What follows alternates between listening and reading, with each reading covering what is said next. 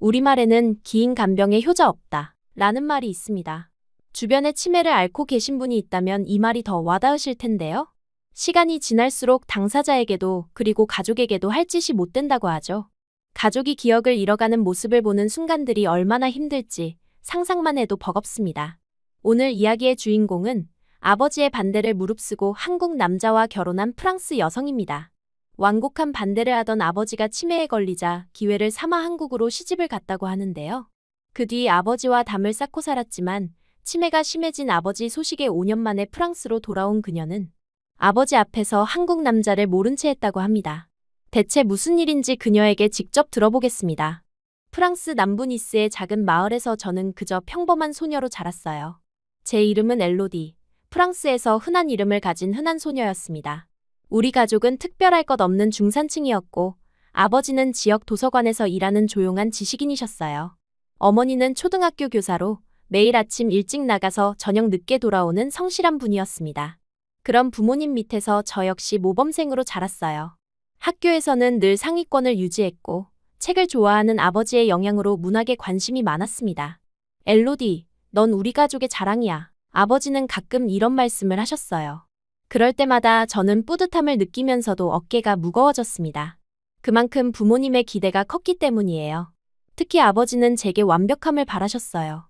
학업은 물론이고 교우 관계까지도 항상 관심을 가지셨습니다. 대학교에 입학했을 때도 마찬가지였어요.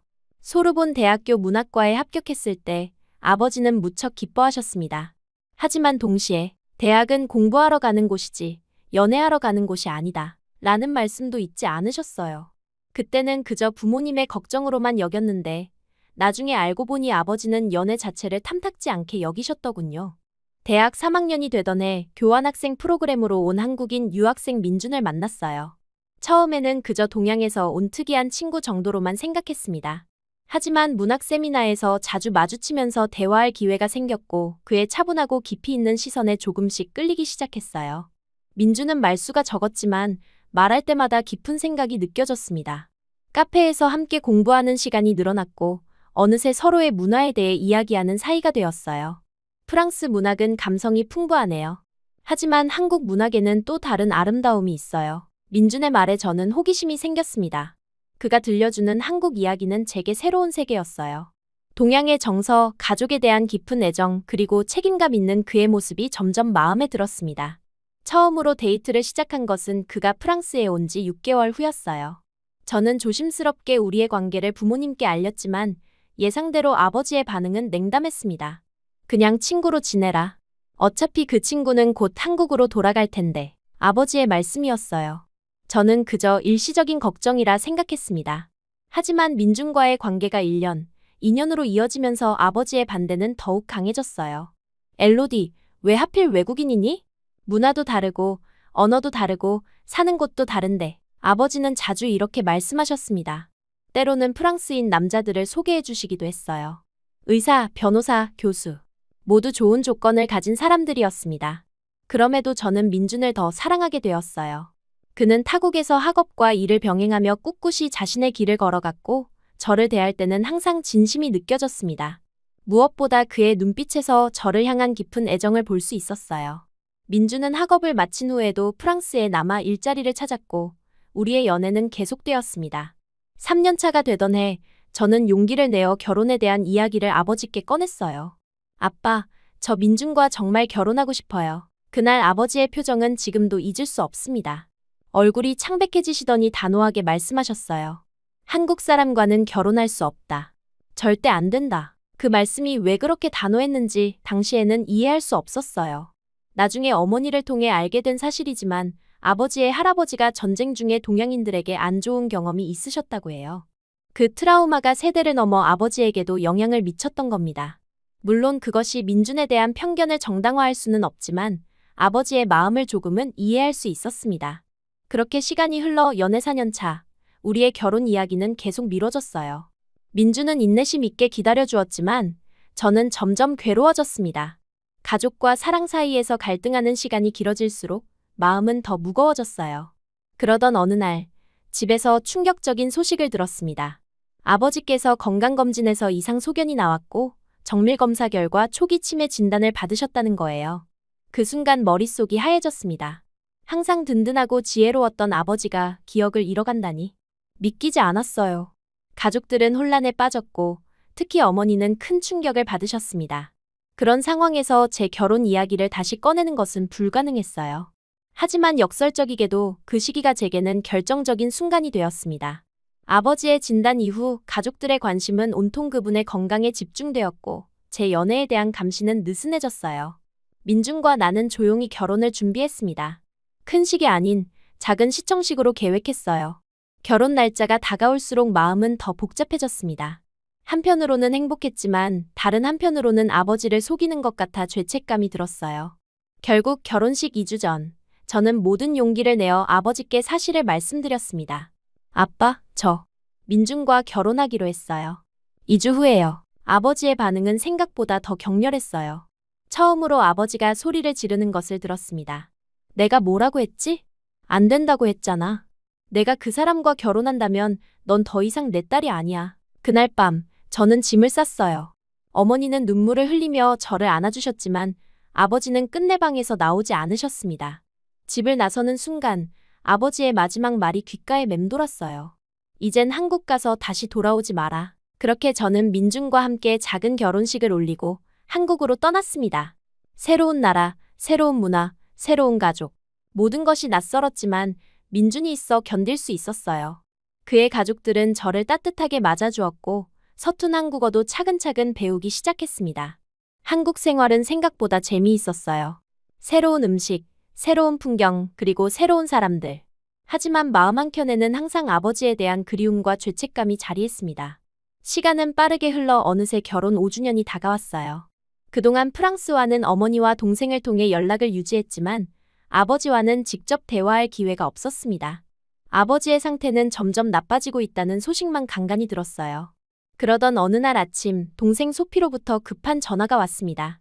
엘로디, 아버지가 많이 안 좋아지셨어.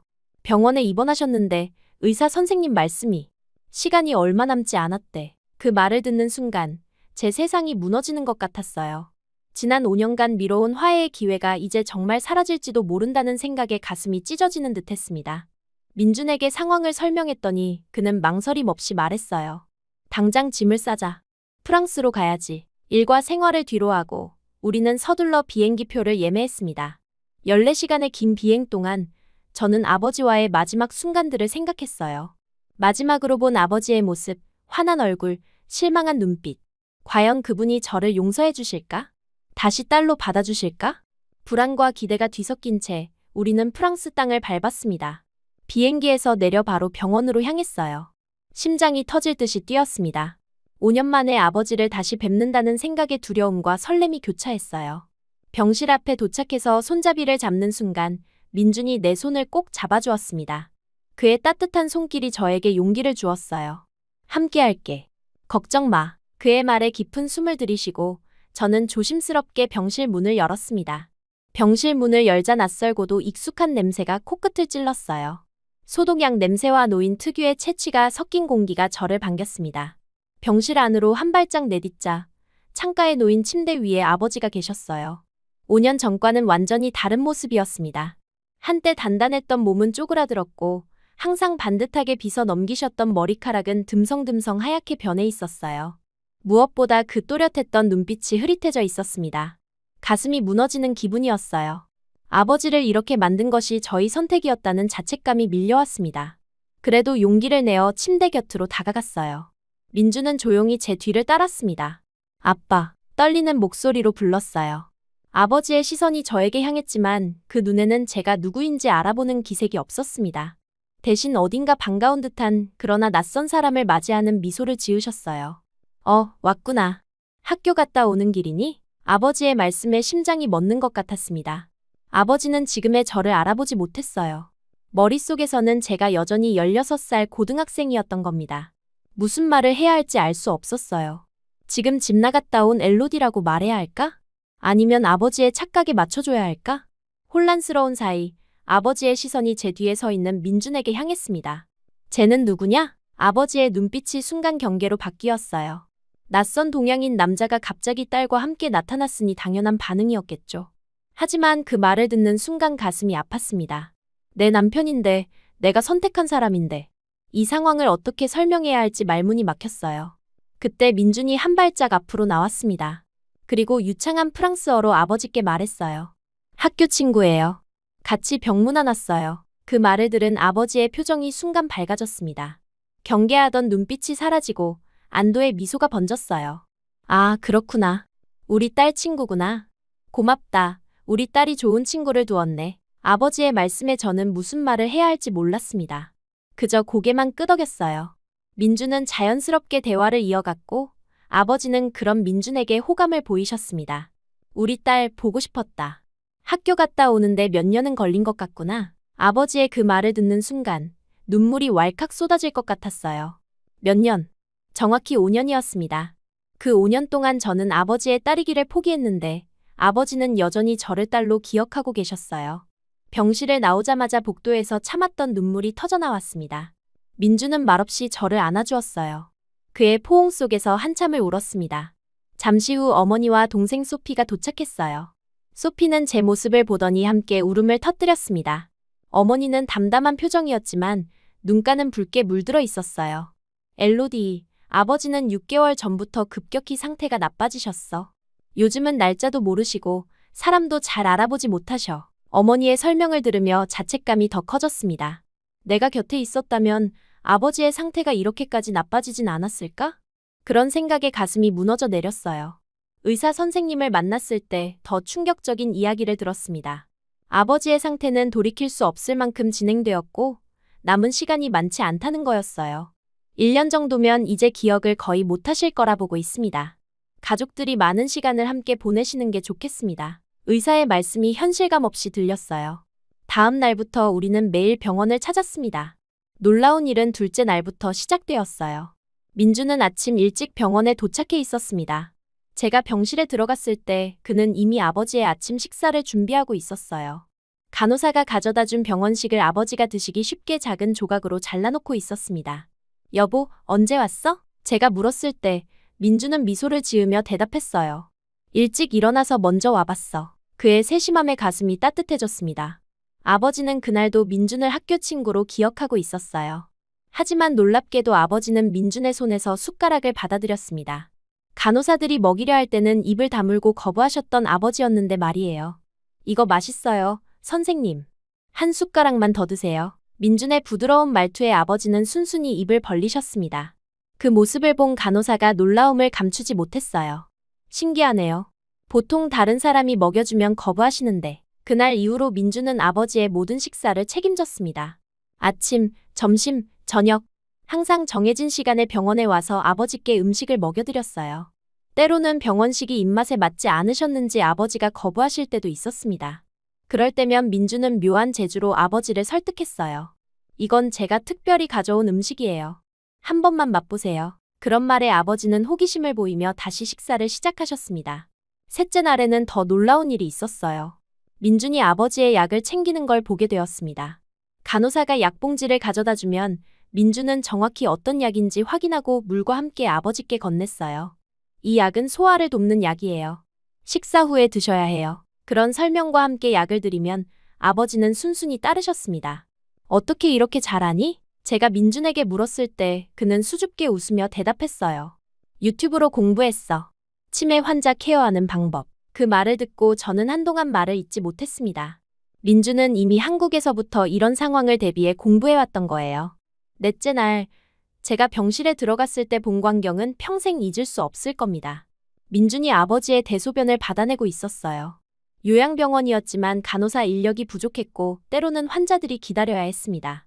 하지만 민준은 그런 상황을 기다리지 않았어요. 아버지가 불편해하시면 즉시 대소변을 받아내고 침대 시트까지 깔끔하게 정리했습니다. 이런 건 내가 할게. 제가 말했을 때 민준은 고개를 저었어요. 괜찮아. 내가 하고 싶어. 그의 눈빛에서 진심이 느껴졌습니다. 이건 단순한 의무가 아니라 그의 마음에서 우러나오는 행동이었어요. 어느 날은 아버지가 갑자기 민준을 고등학교 체육 선생님으로 착각하셨습니다. 선생님, 오늘은 체육 수업 없나요? 당황스러운 상황이었지만 민주는 곧바로 그 역할에 맞춰 대답했어요. 오늘은 비가 와서 수업이 취소됐어요. 대신 여기서 간단한 스트레칭을 해볼까요? 그렇게 말하며 민주는 아버지의 팔과 다리를 부드럽게 움직여 관절 운동을 도왔습니다. 다른 날에는 아버지가 민준을 택배기사로 착각하신 적도 있었어요. 내가 주문한 책이 왔나? 아버지의 질문에 민준은 망설임 없이 대답했습니다. 네, 여기 있습니다. 사인 부탁드립니다. 그러면서 병실에 있던 책 한 권을 드렸어요. 아버지는 만족스러운 표정으로 그 책을 받아들이셨습니다. 이런 모습을 지켜보던 어머니는 어느 날 저에게 말씀하셨어요. 내 남편, 정말 특별한 사람이구나. 그 말에 저는 고개를 끄덕였습니다. 소피도 민준에 대한 생각이 완전히 바뀌었어요. 처음에는 한국인 사위에 대해 의구심이 있었지만 이제는 오히려 민준을 존경하는 눈치였습니다. 어떻게 매일 이렇게 할 수 있지? 나는 이틀만 해도 지치는데. 소피의 말에 저도 같은 의문이 들었어요. 민준은 단 하루도 빠짐없이 아침부터 저녁까지 병원에 있었고 아버지의 모든 필요를 챙겼습니다. 식사, 약, 대소변은 물론이고 면도까지 직접 해드렸어요. 게다가 아버지의 기분에 맞춰 매일 다른 역할을 연기하는 것까지. 정말 놀라운 일이었습니다.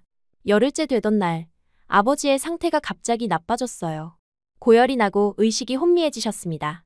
의사들은 폐렴 증상이 있다며 집중 치료가 필요하다고 했어요. 그날 밤, 우리는 모두 병원에 남았습니다. 민주는 병실 의자에서 꼬박 밤을 새며 아버지의 상태를 지켜봤어요. 간호사가 2시간마다 와서 체크할 때마다 민주는 이미 아버지의 체온과 상태를 기록해두고 있었습니다. 당신 좀 쉬어. 제가 권했을 때 민주는 고개를 저었어요. 나는 괜찮아. 너가 쉬어. 그의 헌신적인 모습에 병원 의료진들도 감동했습니다. 한 의사는 말했어요. 이렇게 헌신적인 가족은 오랜만에 봅니다. 다행히 아버지의 상태는 사흘 만에 안정을 찾았습니다. 열이 내리고 의식도 돌아오셨어요.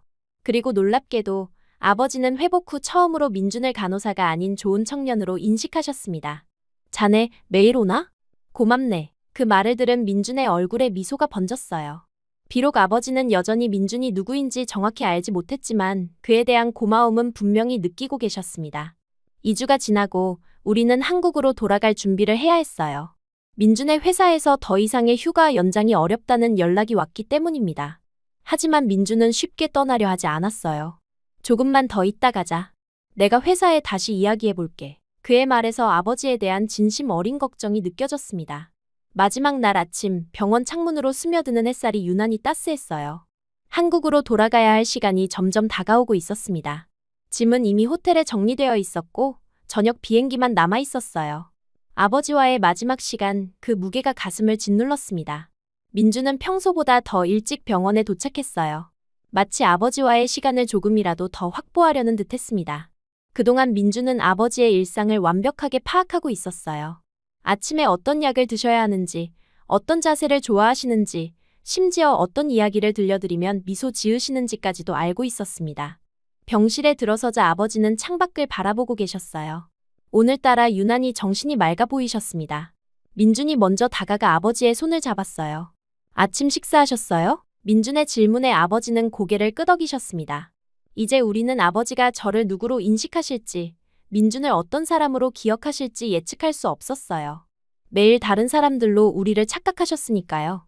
놀랍게도 아버지는 오늘 특별히 말씀이 없으셨습니다. 그저 우리를 바라보기만 하셨어요. 그 눈빛이 평소와는 달랐습니다. 마치 무언가를 깊이 생각하시는 것 같았어요.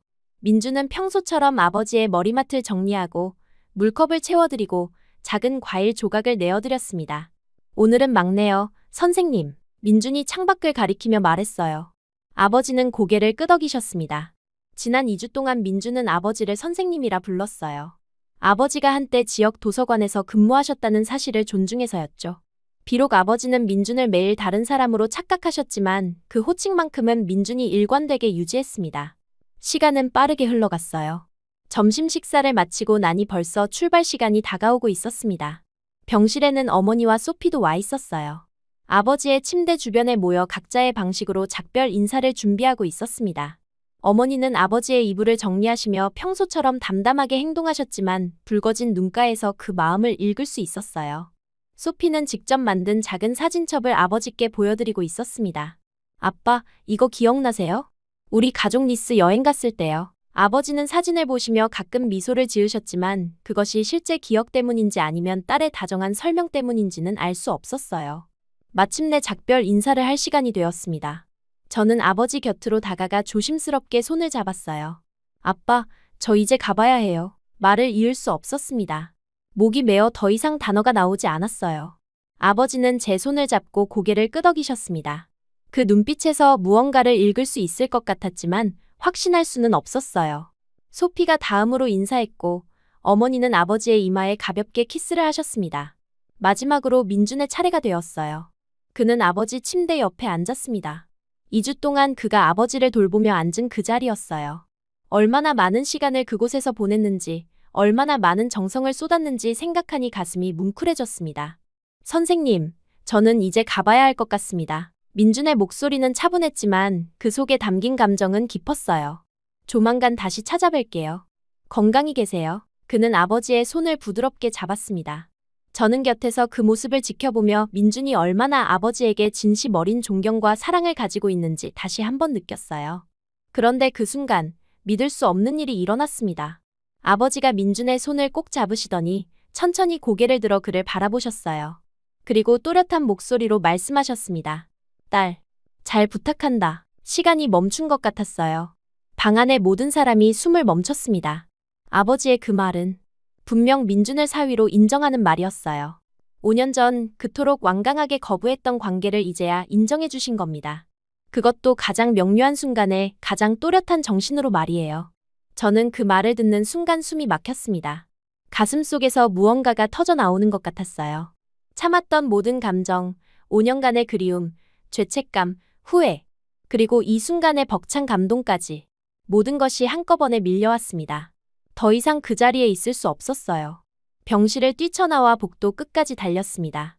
그리고 벽에 기대어 말 그대로 오열했어요. 입을 틀어막아도 소리가 새어나왔습니다.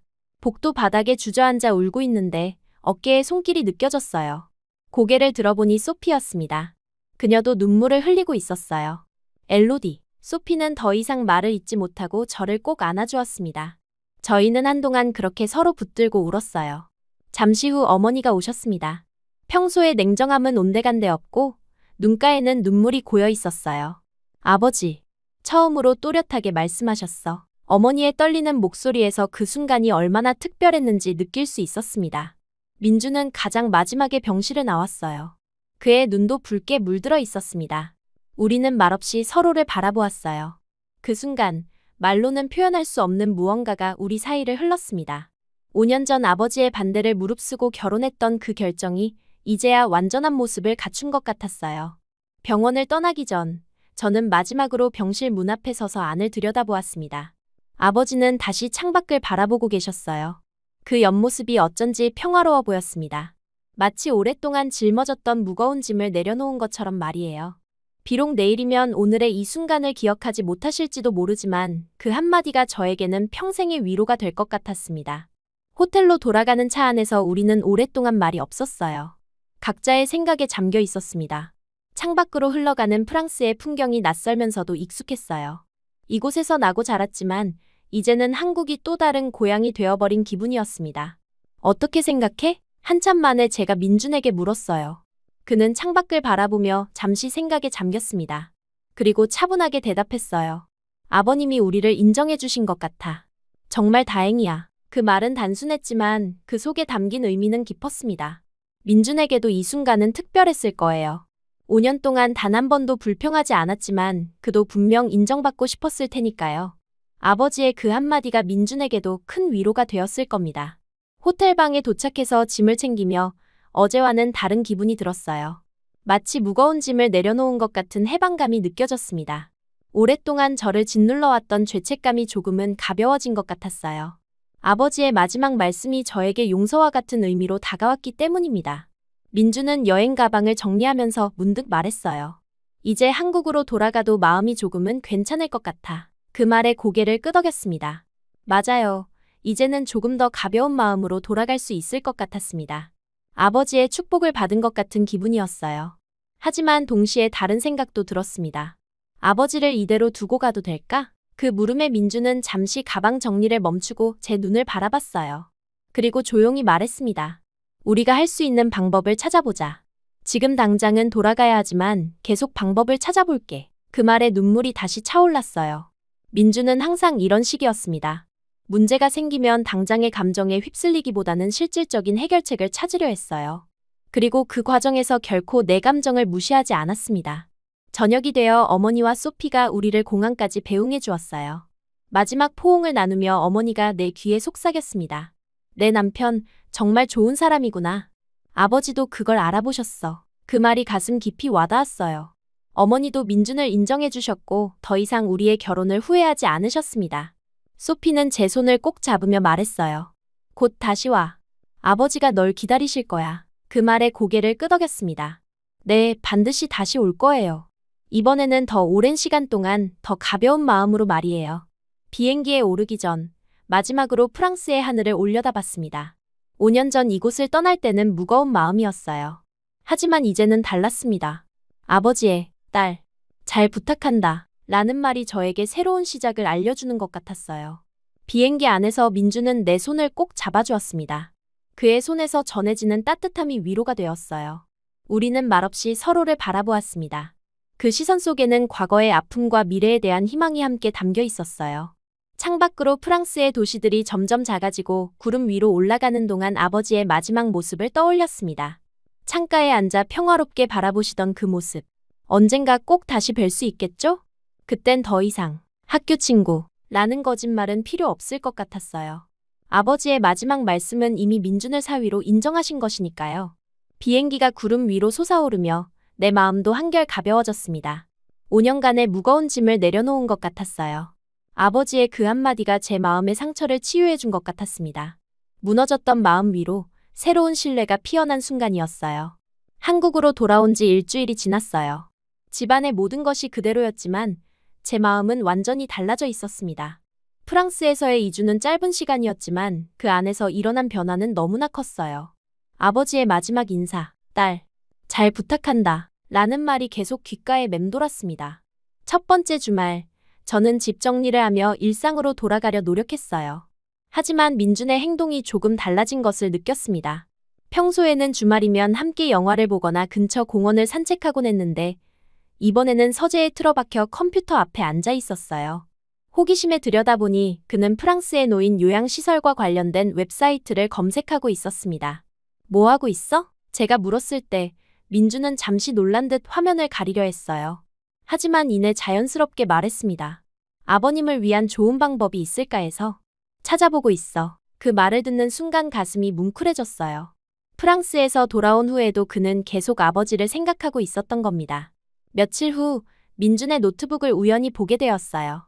화면에는 메모장이 열려 있었고 그 안에는 세세한 내용들이 적혀 있었습니다. 아침 식사, 부드러운 빵과 사과 주스 선호, 점심, 수프와 가벼운 샐러드, 취침 전 클래식 음악 들려드리기. 이것은 분명 아버지의 일상 습관을 기록한 것이었어요. 민준은 2주 동안 아버지와 함께하며 그분의 모든 취향과 습관을 메모해 두었던 거였습니다. 그날 밤 민준에게 물었어요. 당신, 아버지를 위해 뭔가 계획하고 있는 거야? 민준은 잠시 망설이더니 솔직하게 대답했습니다. 아버님을 한국으로 모셔오는 방법을 알아보고 있어. 여기서 좋은 치료를 받으실 수 있을 것 같아. 그 말에 눈물이 핑 돌았어요. 이 사람은 정말 놀라웠습니다. 한 번도 내색하지 않았지만 돌아오는 비행기 안에서부터 이미 계획을 세우고 있었던 거예요. 둘째 주부터 민준의 프로젝트는 더욱 구체화되었어요. 퇴근 후에도 노트북을 펼쳐 프랑스와 한국의 의료 제도를 비교하고 비자 문제를 알아보고 장기 체류에 필요한 서류들을 리스트업했습니다. 저보다 더 깊이 고민하는 그의 모습을 보며 감동했어요. 아버지는 그에게 단 한 번도 따뜻한 말을 건넨 적이 없었는데 민준은 그런 아버지를 위해 최선을 다하고 있었습니다. 왜 이렇게까지 하는 거야? 어느 날 밤 궁금증을 참지 못하고 물었어요. 민준은 잠시 생각하더니 조용히 대답했습니다. 당신 아버지니까. 그리고 내가 할 수 있는 일이니까. 그 단순한 대답이 오히려 더 큰 울림으로 다가왔어요. 민준에게 이건 당연한 일이었던 겁니다. 내 가족은 곧 그의 가족이었고 도울 수 있다면 당연히 도와야 한다는 생각이었어요. 셋째 주에 들어서자 민준은 더 구체적인 계획을 세웠습니다. 한국의 여러 요양병원들을 조사하고 치매 환자 전문 치료 시설을 알아보았어요. 심지어 주말에는 직접 몇몇 병원을 방문하기도 했습니다. 여기가 가장 좋아 보여. 외국인 환자 경험도 있고 프랑스어 가능한 간호사도 있대. 민준의 말에 저는 그저 감탄할 수밖에 없었어요. 그는 정말 세심하게 모든 것을 고려하고 있었습니다. 한 달이 지나고 민준은 드디어 구체적인 계획을 내놓았어요. 일단 3가지 방법이 있어. 그는 정리한 자료를 보여주며 설명했습니다. 첫째, 아버님을 한국으로 모셔오는 방법. 둘째, 우리가 프랑스로 돌아가는 방법.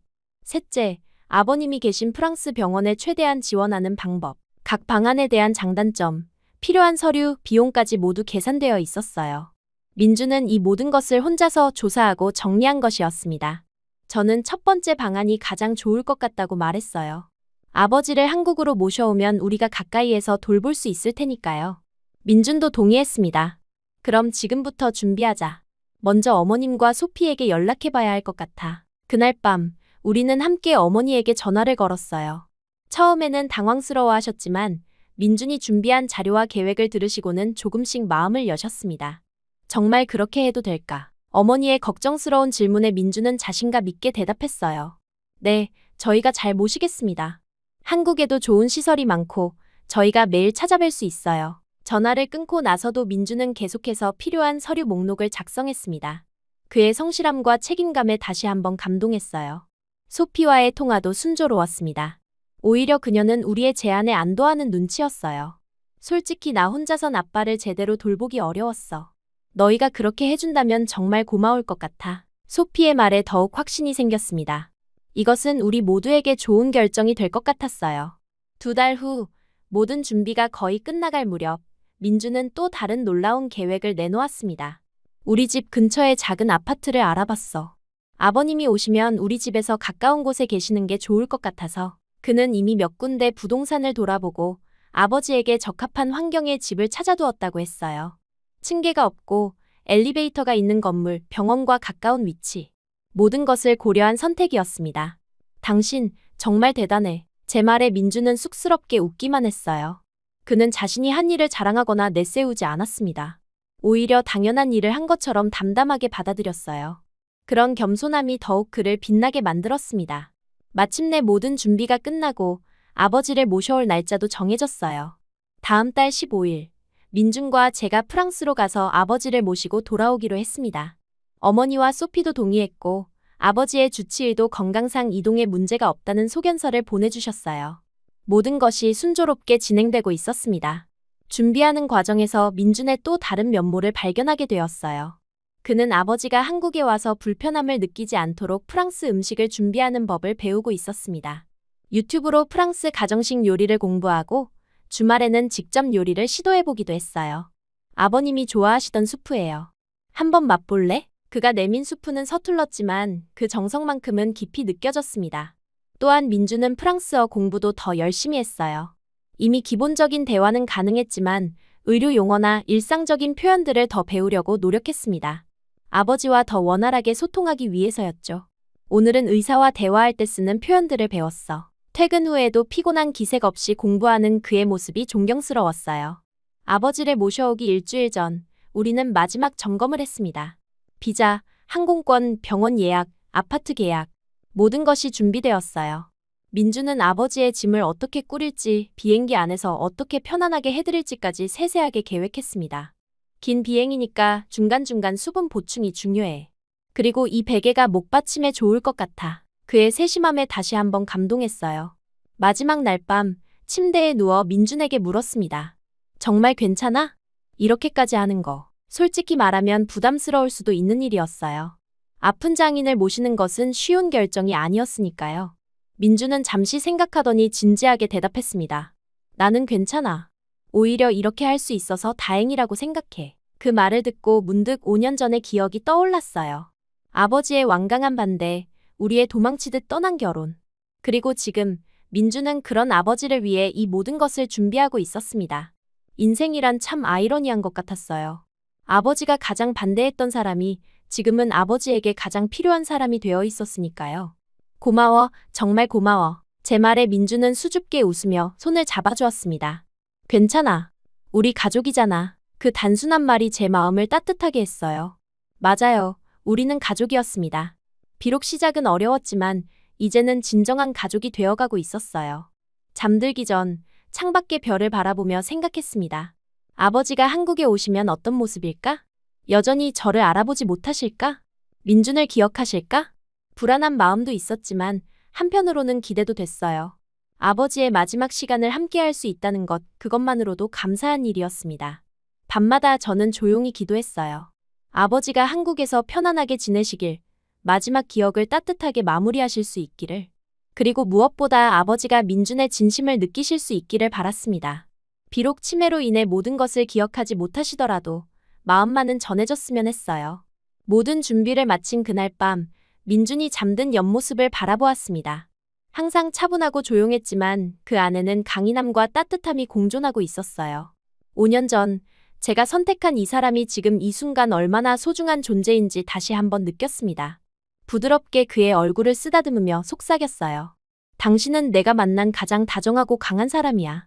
정말 고맙고 사랑해요. 민준은 잠결에 미소를 지었습니다. 아마도 그 말이 전해진 것 같았어요. 내일이면 우리는 프랑스로 떠나고 아버지를 모시고 돌아올 것입니다. 새로운 시작이 기다리고 있었어요. 이번에는 5년 전과 달리 두려움이 아닌 희망을 안고 떠나는 여정이었습니다. 그리고 이 모든 여정을 함께하는 민준이 있어 든든했어요. 창밖으로 보이는 서울의 불빛들을 바라보며 생각했습니다.